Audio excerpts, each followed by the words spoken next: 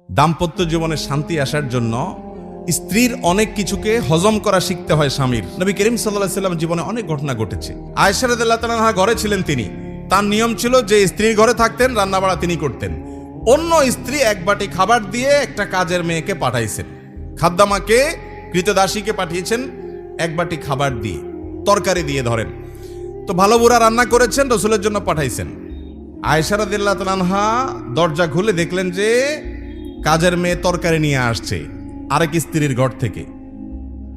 তো এই টাইমে যে কোনো মানুষই, যে কোনো মহিলারই মাথা গরম হওয়ার কথা। আমার বাসায় আজকে উনি থাকবে, আমি যা খাওয়াবো, তুমি আবার ওখান থেকে এক বাটি দিয়ে ভালো হওয়ার চেষ্টা করতেছো। উনি বাটিটা ধরে ছুঁড়ে ফেলে দিলেন। বাটির সব তরকারি তো গেছে, বাটিও দুই টুকরা হয়ে গেছে, কাঁচার বাটি ছিল।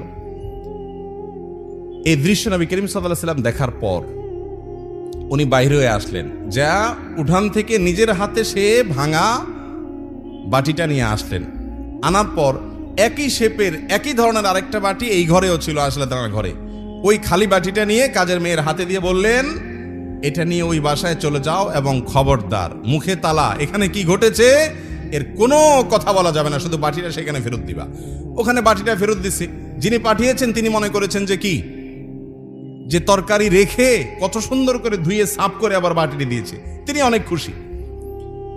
এই হাদিস বর্ণনা করার পর কোন মুহাদ্দিস, কোন হাদিস বিশারদ, কোন হাদিসের শেষে এটুকু অতিরিক্ত বর্ণনা করতে পারেন নাই যে নবী করিম সাল্লাল্লাহু আলাইহি ওয়াসাল্লাম আয়েশা রাদিয়াল্লাহু আনহাকে ডেকে দুই চারটা ধমক দিয়েছেন।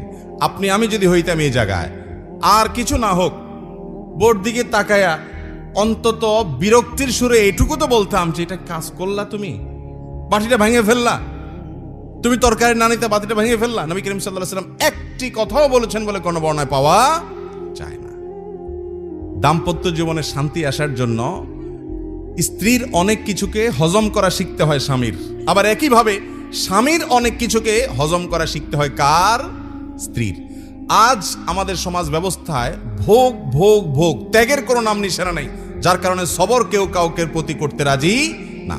দাম্পত্য জীবনের শান্তির জন্য এই সবর এবং শুকর যা আল্লাহ তাআলা দিয়েছেন সেটার উপরে শুকরিয়া আদায় করার মানসিকতা থাকতে হবে, না হলে কোনোদিনই আপনি শান্তি পাবেন না।